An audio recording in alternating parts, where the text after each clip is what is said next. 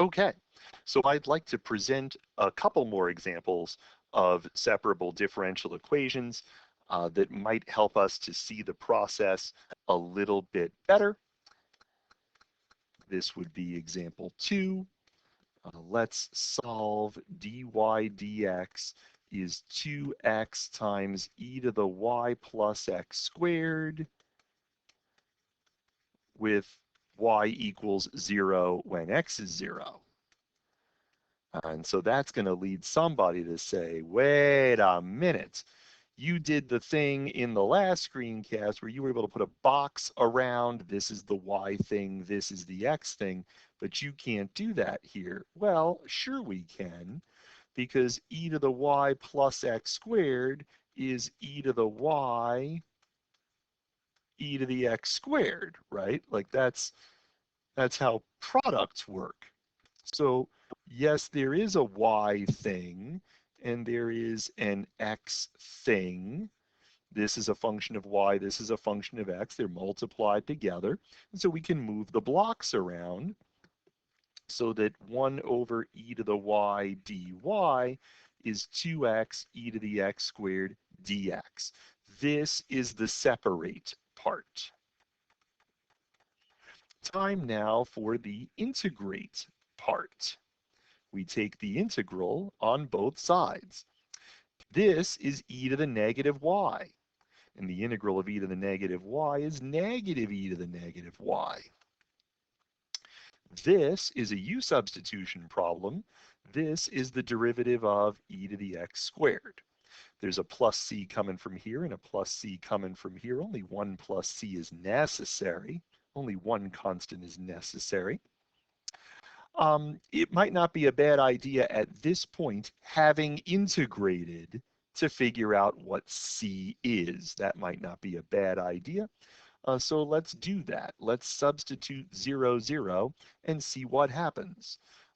This turns into negative 1 is equal to 1 plus a constant. So that constant is negative 2.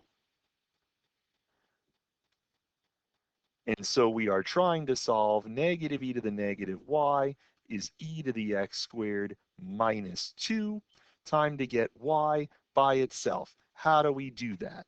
Well, first we get rid of that negative 1. Hope that wasn't too much algebraic sleight of hand. And then we take the natural log on both sides. Remember that natural logs do not distribute over a sum or a difference. And so y is the negative natural log of 2 minus e to the x squared. Got it?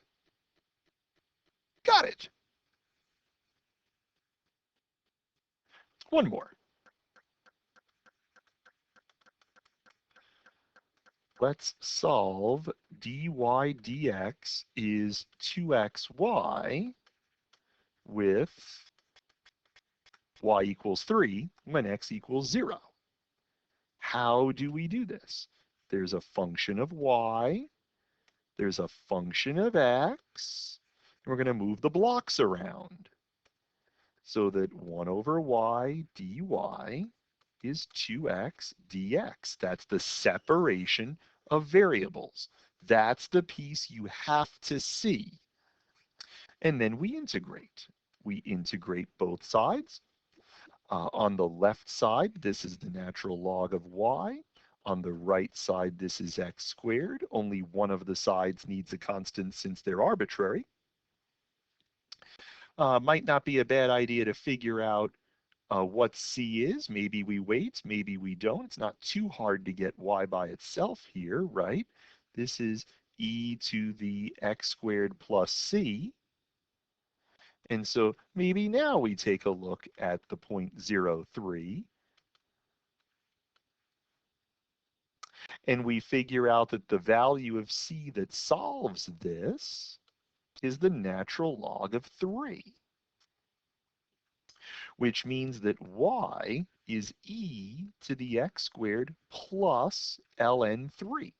And that's an acceptable way to write it, but that's not the way it's going to show up in the back of the book. Why?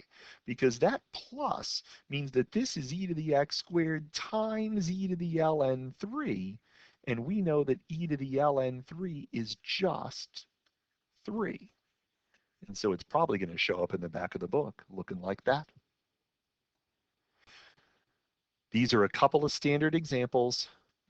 We take time to separate the variables, to integrate both sides, and then to solve with an initial condition. Hope these are helpful to you. We'll see you soon.